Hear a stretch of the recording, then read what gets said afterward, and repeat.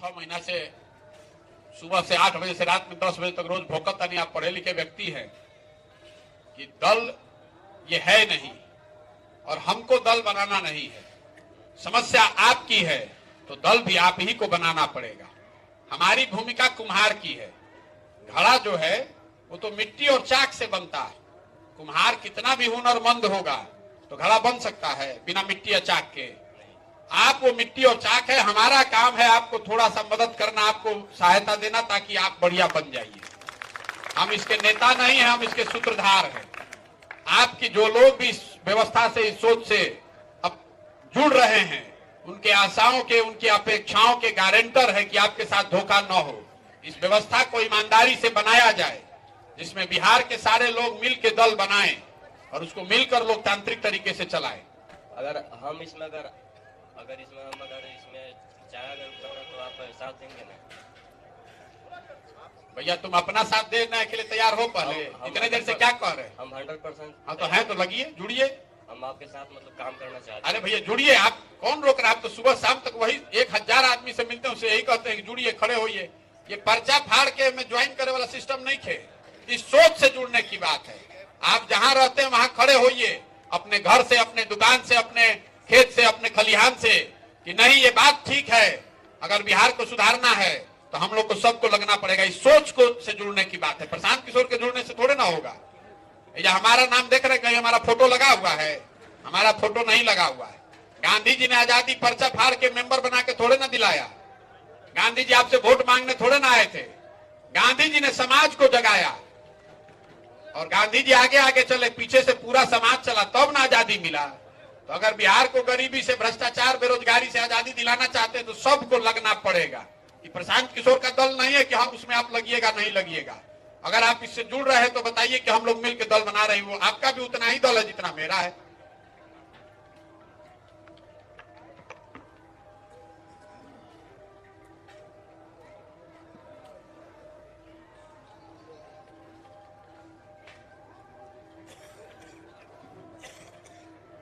Sir आपसे यही जानना चाहते हैं कि शिक्षा और रोजगार कैसे खत्म कीजिएगा? उसका सिस्टमेटिक क्या है, सिस्टम क्या है?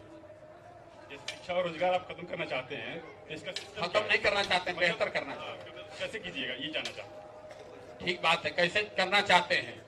तो पदयात्रा कर रहे हैं इसलिए कि हमारे पास कोई ऐसा ज्ञान नहीं है कि हम पदयात्रा से पहले नीतीश कुमार के जैसा बता दें कि शिक्षा कैसे सुधारेंगे। लेकिन आपको एक उदाहरण बता देते हैं।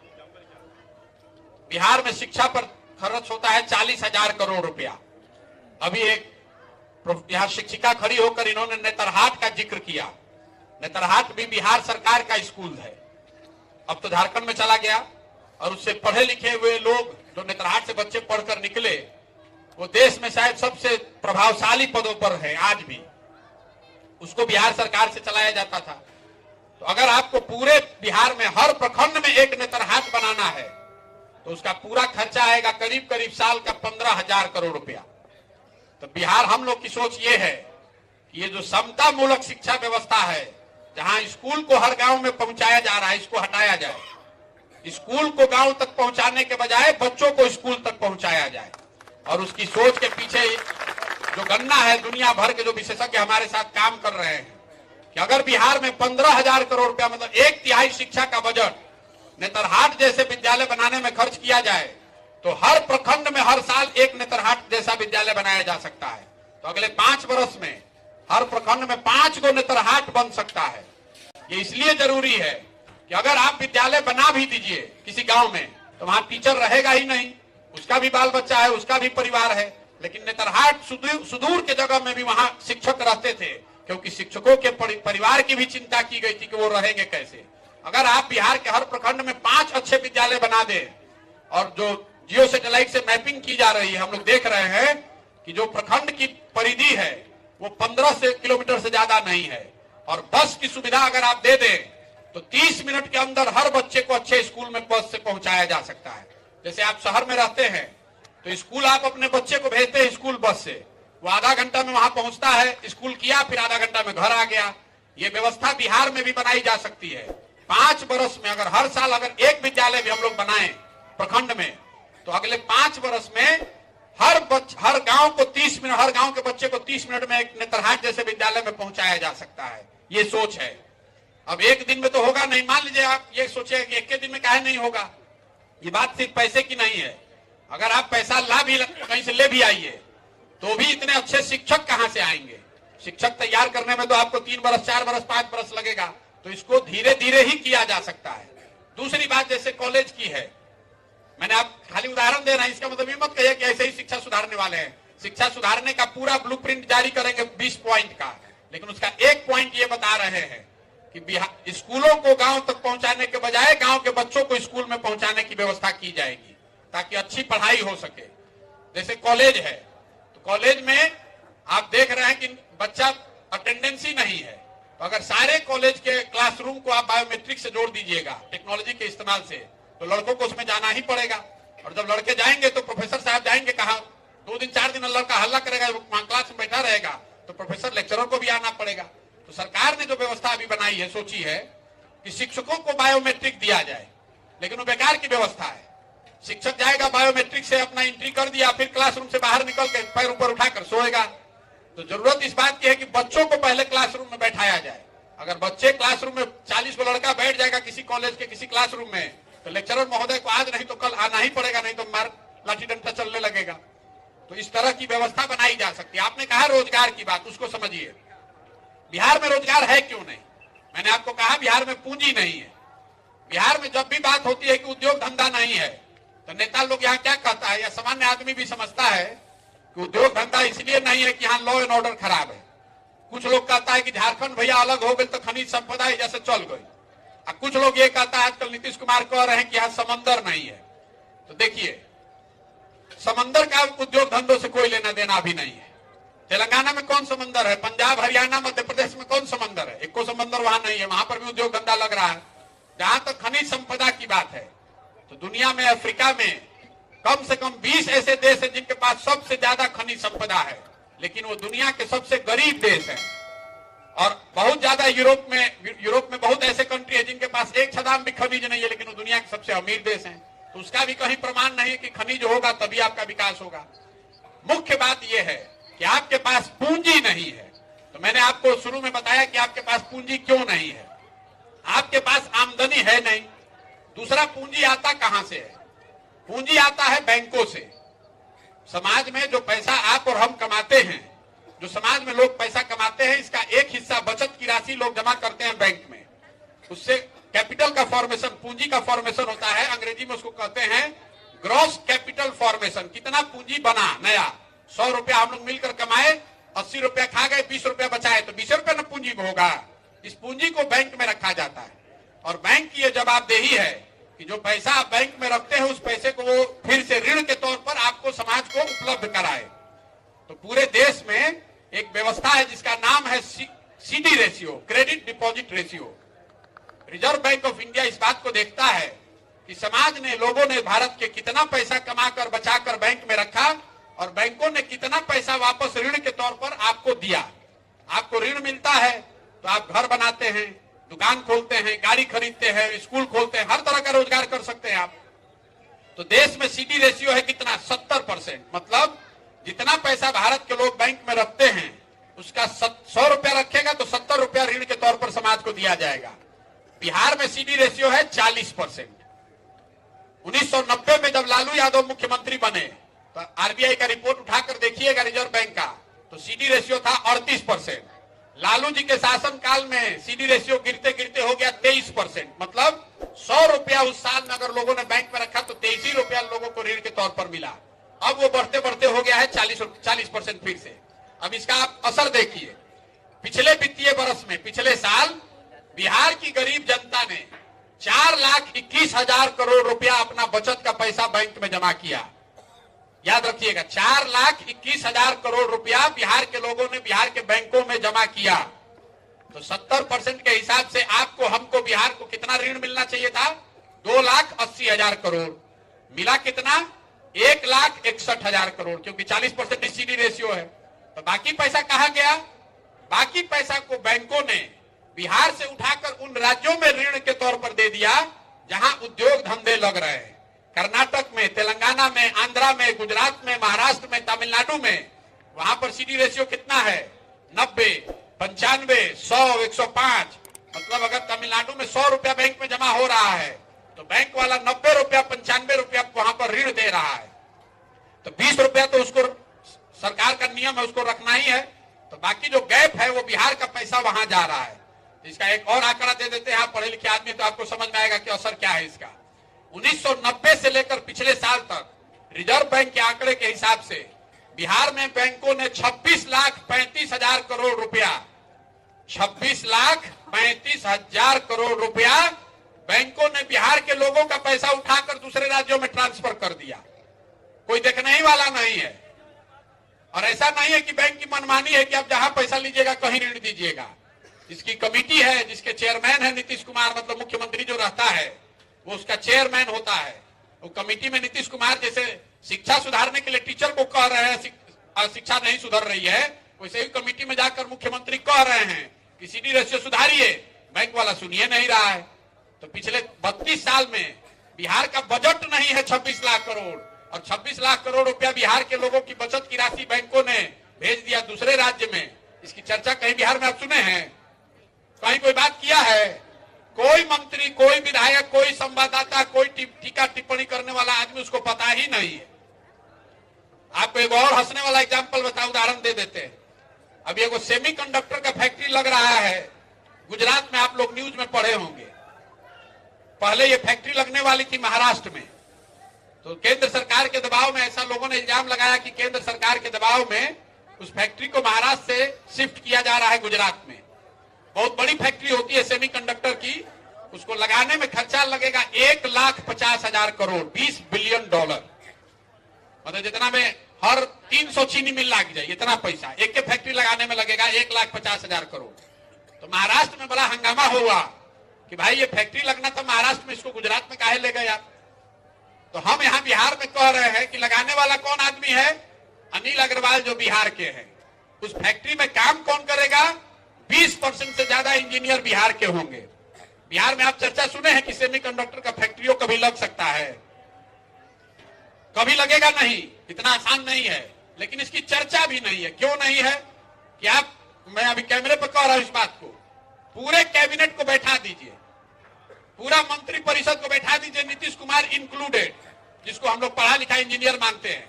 अगर उस सेमीकंडक्टर होता क्या है ये बता दे तो आप जो कहिएगा हम जूता लेकर अपने सर पर घूम जाएंगे। जब उसको पता ही नहीं है कि सेमीकंडक्टर होता क्या है तो वो फैक्ट्री क्या लगवाएगा? घंटा। तो बिहार में नेता के बा जो शर्ट के ऊपर से गंजी पहन ले वही नेता बा। जो जितना मूर्ख है वही हम लोग के नजर में जमीनी नेता है। बिहार में नेता मतलब इसको भाषा का ज्ञान नहीं होना चाहिए, वो आदमी पढ़ा लिखा नहीं होना चाहिए, उसको बेवकूफ होना चाहिए, उसको बोलने नहीं आना चाहिए, उसको खड़ा होने नहीं। आदमी कहता है ये चली हम बिहार में, ये जमीनी नेता बारा। कोई बढ़िया पढ़ा लिखा जीत आदमी पहले ही कहता अरे ना चली हम बिहार में। तो आप मूर्खों को ही बैठाए हुए हैं। अगर आप मूर्खों को ही बैठाइएगा अपना राजा बना के तो आपकी दुर्दशा नहीं होगी तो क्या होगा? इसीलिए कभी ग्रीस के बड़े दार्शनिक थे प्लेटो, उन्होंने कहा कि if you do not participate in democracy be ready to be ruled by your inferiors. मतलब अगर आप लोकतंत्र में भागीदार नहीं बनिएगा तो इस बात के लिए तैयार रहिए कि कोई मूर्ख आदमी आपका राजा बनकर आप पर शासन करेगा। वही दशा है बिहार की।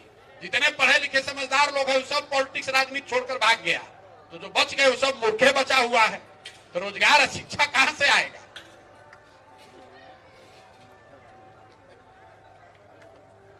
पूछिए पूछते रहिए। प्रश्न राजनीति का तो प्रश्न रात में सुबह 4 बजे तक चलत रही बिहार में, खत्म नहीं क्या हो? पूछिए।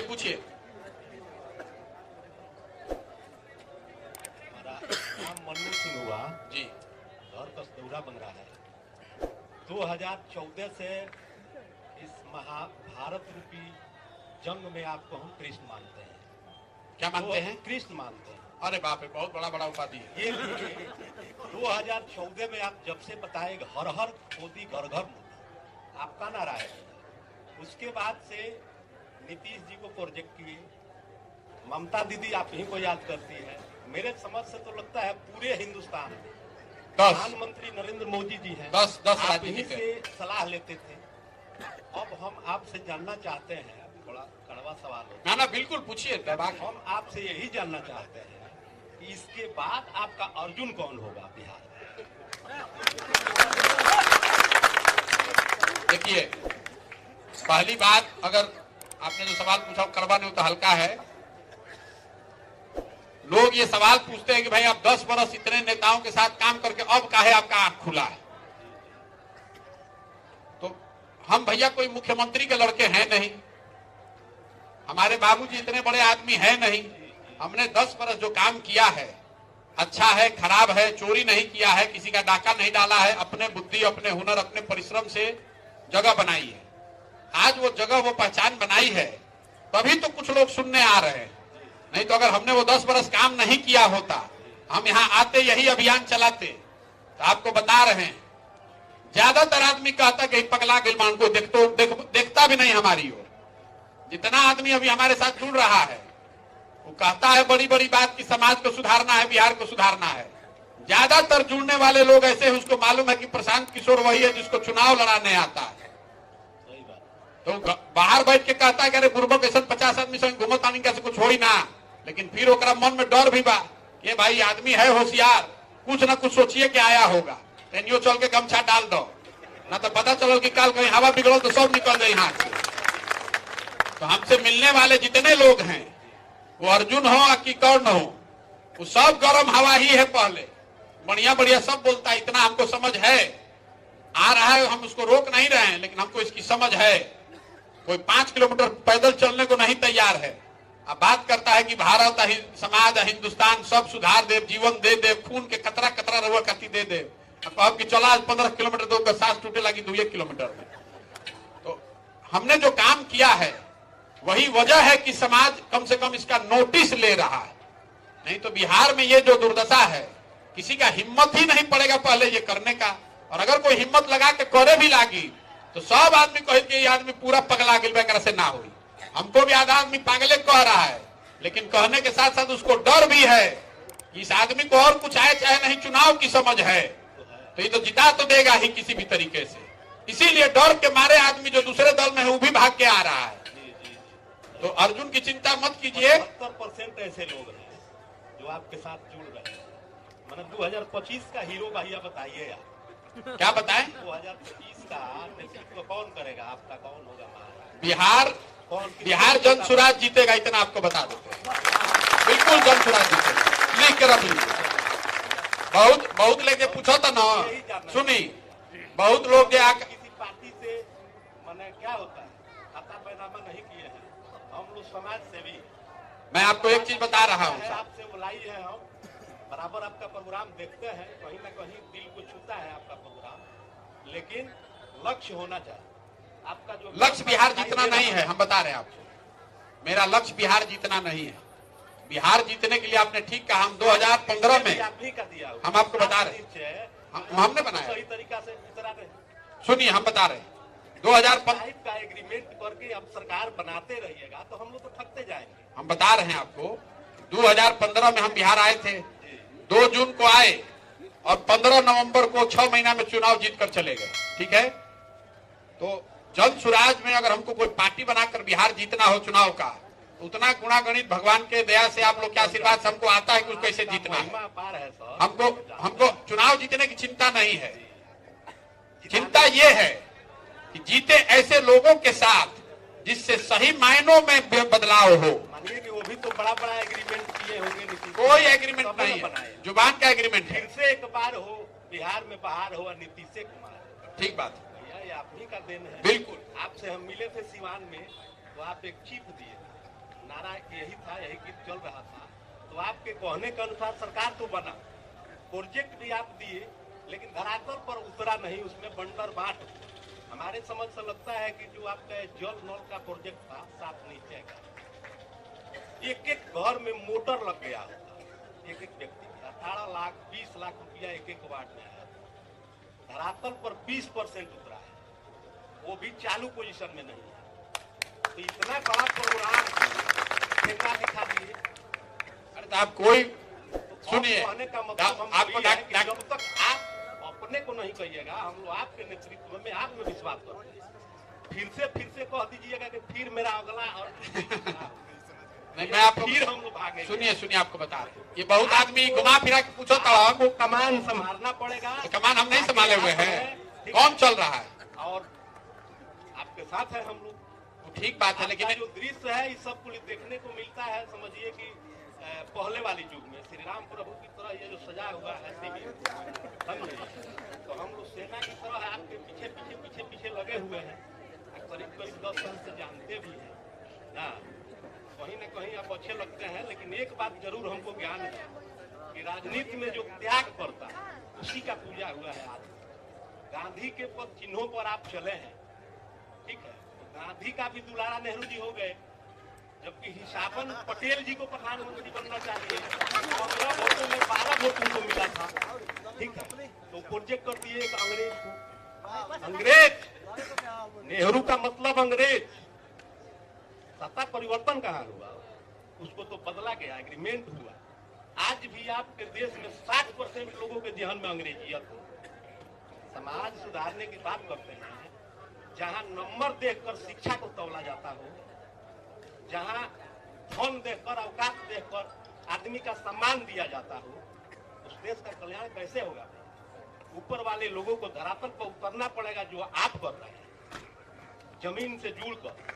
जो धूरा नहीं चाटेगा, देहात में नहीं जाएगा, तो मरम को क्या समझेगा?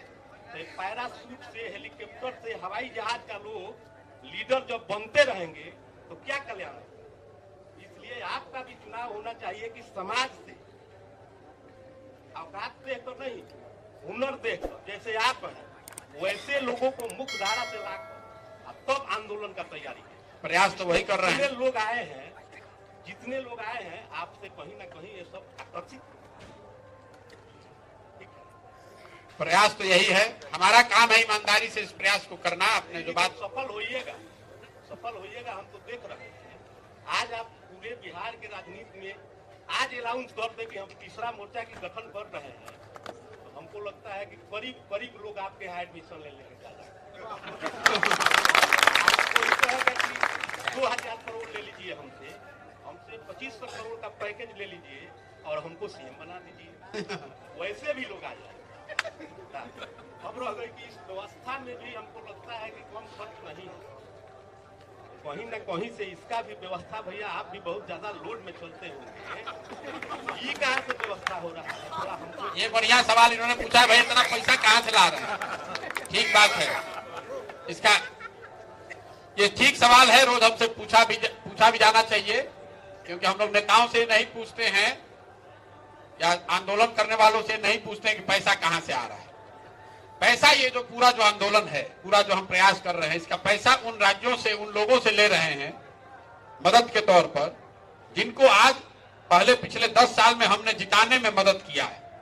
आज देश में 6 राज्यों में ऐसे लोग सरकार में हैं जिनके बनने में हमने कंधा लगाया है। चाहे उनको आगे भविष्य में चुनाव लड़ना है तो फिर हमारी सलाह की उनको जरूरत पड़ सकती है। उन लोगों से पैसा, उन मदद मांग रहे हैं। मदद इसलिए मांग रहे हैं कि बिहार में गरीब से गरीब आदमी को भी अगर काबिलियत है, हुनर है, तो पैसे के अभाव में उसको पीछे न छूटना पड़े। और ये व्यवस्था आगे कैसे चलेगी? तो हम देश में 2014 से 12 से पहले आप सोशल मीडिया का नाम नहीं सुने होंगे। उस व्यवस्था को, फेसबुक को, व्हाट्सएप को हमने शुरू किया, तब आपको पता चला ये भी एक कोई चिड़िया है जिसका चुनाव में बड़ा इस्तेमाल है। तो हम अभी इसमें एक नई व्यवस्था बना रहे हैं, जिसमें बिहार में अगर ये दल बन जाएगा, अभी नहीं, अभी उसका ट्रायल रन हो रहा है, मतलब परीक्षण हो रहा है। अगर दल बन जाएगा तो बहुत पैसा चाहिए आगे चुनाव लड़ने के लिए। तो पैसा कहां से आएगा? वो पैसा आएगा नई व्यवस्था से जो हम बना रहे हैं, जिसमें हर बिहार का आदमी अपने घर में बैठ के मोबाइल के जरिए 100 रुपया 200 रुपया सीधे जनसुराज को दे पाएगा। लक्ष्य मैंने ये रखा है, बैंक के जरिए कैश में 1 रुपया नहीं, आप बटन दबाइएगा मोबाइल पर और हमको 200 रुपया मिल जाएगा जनसुराज में। लक्ष्य हमने ये रखा है कि बिहार में 13 करोड़ आबादी बा, अगर 2 करोड़ बिहार के लोगों ने भी 100 रुपया दे दिया तो 200 करोड़ रुपया हो गया। जरूरते नहीं के कोई से पैसा लेवे के, तो 200 करोड़ रुपया हो जाए ना। अब बिहार में 2 करोड़ आदमी हो ना, जो 100 रुपया दे सकेला। 100 रुपया देवे भरा औकात बा ना आदमी के भाई। तो हम अभी दिक्कत ई बा, अगर दिक्कत ई बा कि रउआ अपना गांव में बैठल बानी, अरे वह सोचता नहीं कि हम जन सुराज के 500 रुपया दी तो चाहे जनता दल के चाहे भारतीय जनता पार्टी के 500 रुपया दी तो कोनो व्यवस्था नहीं के। हम वो व्यवस्था बना रहे हैं कि जैसे वो अपन मोबाइल रिचार्ज करावता नहीं, उसी तरह जन सुराज का बैटरी रिचार्ज करने के लिए अपना बटन दबाइएगा, हमारा 100 रुपया से रिचार्ज हो जाएगा जन सुराज। और 2 करोड़ आदमी 100 रुपया 500 रुपया देगा तो कोई दबाव भी नहीं बना पाएगा। बहुत खिसियाइएगा तो क्या कीजिएगा, अपने 100 रुपया ले जाइए घरे, यही ना कर सकते हैं। तो यही वो व्यवस्था है जिससे बिहार में राजनीतिक भ्रष्टाचार लंबे समय में खत्म होगा। नहीं तो मान लीजिए कि हम लोग जीत के आ भी गए तो हम भी वही करेंगे, ठेकेदार से अफसर से पैसा लीजिएगा। तो पैसे की व्यवस्था, अब आप ये कहिएगा कि अगर हमारे पास ही दिमाग पहले ही से था तो इसको चलाने के लिए काहे नहीं व्यवस्था बनाए। इसलिए नहीं बनाए हैं कि पहले इसको कर के प्रमाणिक तौर पर जमीन पर दिखाएंगे तो अबे ना लोग का भरोसा होगा। अगर ये नहीं करते, पैसा मांगेंगे 100 रुपए तो आदमी कहेंगे अब यो आगलन ठोके पैसा लेवे, नहीं देगा। तो 5 महीना 6 महीना साल भर जब इसको प्रमाणिक तौर पर कर लेंगे, गाँव गाँव लोग समझ गए कि ना भैया इसे बने के चाहिए, हमनी के सब आपन दल बा तो सबे 100-200 रुपया दी हो जाए व्यवस्था 200 करोड़ रुपया के। लेकिन लक्ष्य ये है पैसा से ज्यादा। हम आपको क्या कहे कि इसकी चिंता हम पर छोड़िए, हम कोनो टाटा बिरला के लड़के नहीं हैं, हम लोग दिमाग के खाने वाले लोग हैं। हम कोई मंत्री नहीं है, विधायक नहीं है, ठेकेदार नहीं है, अफसर नहीं है, दिमाग का खाते हैं। हमने के हिंदू धर्म में क्या सिखाओ जाला, जहाँ सरस्वती है वहां लक्ष्मी की कमी नहीं है, जहां टेबल कुर्सी लगा के बैठ जाएंगे वहीं पैसा लक्ष्मी को आ जाना है। दिमाग से चलने वाले लोग हैं। तो हमने आपको कहा कि उसकी चिंता हम पर छोड़िए। एक बार बिहार के लोग कहते नहीं कि 70% आदमी एडमिशन ले ली, तो जो एडमिशन लिया तो कैसे एडमिशन फीस 100 रुपया ले तो व्यवस्था पैसा क्यों हो जाए। अब एक के खत्म कर जाओ। बहुत बहुत धन्यवाद, आप लोग आए, इससे जुड़िए और अपने अपने घर में, अपने अपने दुकान, अपने खलियान में इस बात को आगे बढ़ाइए। प्रशांत किशोर के अकेले से ना होई, सबको लगना पड़ेगा। बहुत बहुत धन्यवाद।